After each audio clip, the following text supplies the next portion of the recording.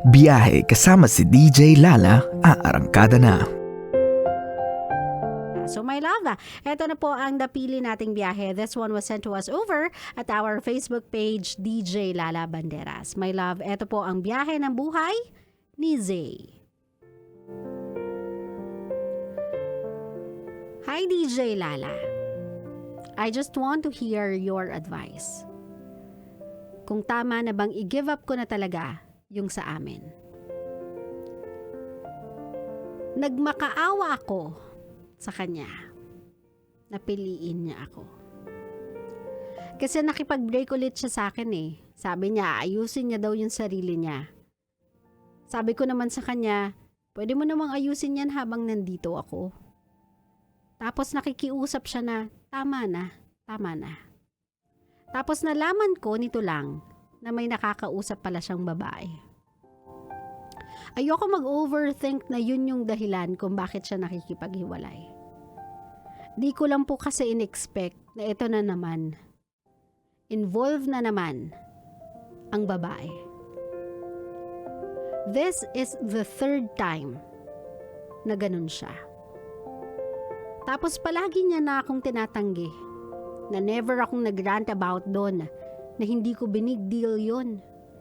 Hindi ko na po kasi alam ang gagawin ko. Sobrang hirap po pala. Gusto ko siyang kausapin, gusto ko ulit magmakaawa sa kanya. Pero naaawa na din po kasi ako sa sarili ko. Kasi halos lahat binuhos ko na sa kanya. Mas inuuna ko siya bago yung sarili ko kahit walang matira. Sabi ko okay lang, para naman sa kanya eh. Ang ending, ang hirap po pala. Ano po bang gagawin ko? Thank you and more power to your show.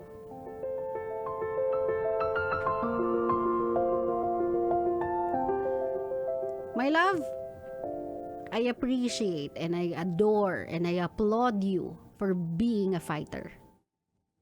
Natutuwa ako at humahanga ako sa'yo kasi palaban ka. Kasi alam mo sa sarili mo kung ano yung gusto mo. Kung sino yung gusto mo. Kasi hodang pigilan ka ng lahat. Dahil alam mo sa sarili mo nga sa kanya ka sasaya. Hanggang dulo ay paglalaban mo. And that is something na ikinahahanga ko sa'yo. Pero my love, even a fighter, even the greatest warrior, alam nila kung kailan isusuko yung laban. Alam nila when it's not worth the fight anymore. Alam nila, my love, kung kailan mas masakit at mas maraming masasaktan kung ipipilit mo yang ipanalo.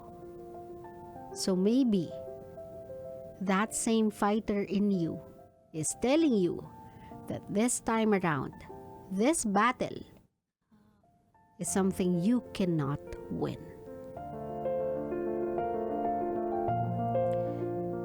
So bitaw na. Bitawan na natin. Kasi my love, yan yung mga sitwasyon na mas masakit pang mag-hold on eh. Kaysa mag-let go. Mas masakit pang tikisin yung araw-araw knowing na masaya siya sa iba. Habang ikaw unti-unting nadudurog. And in your case, since it's the third time around, hindi ka na lang nadudurog, my love eh.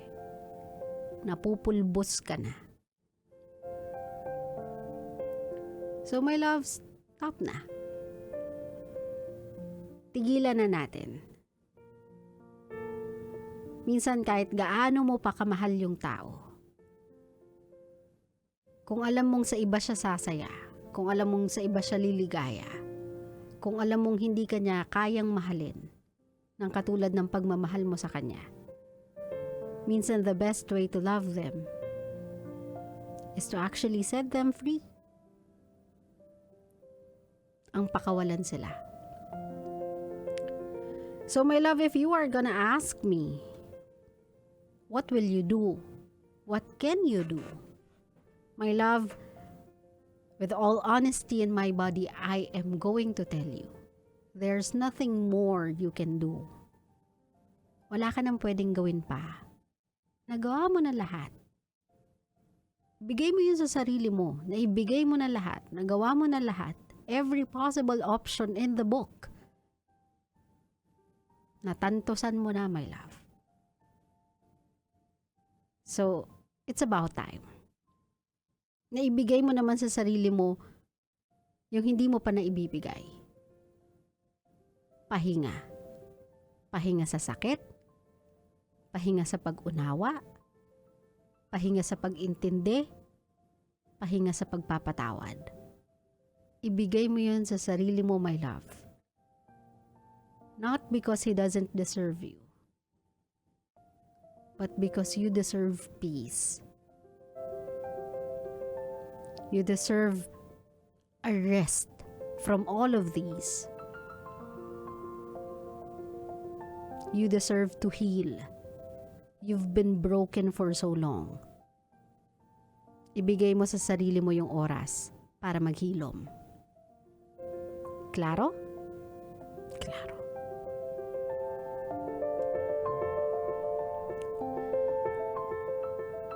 My love, minsan talaga, doon natin masasabi na sometimes, love will never be enough.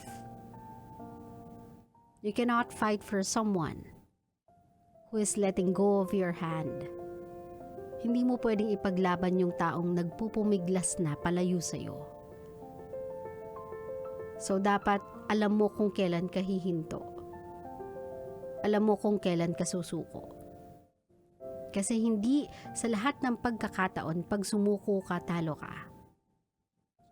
Minsan, dun pa sa sitwasyong lumalaban ka, dun ka pa mas nagiging talunan. Kasi yung ipinaglalaban mo, hindi ka na nakikita.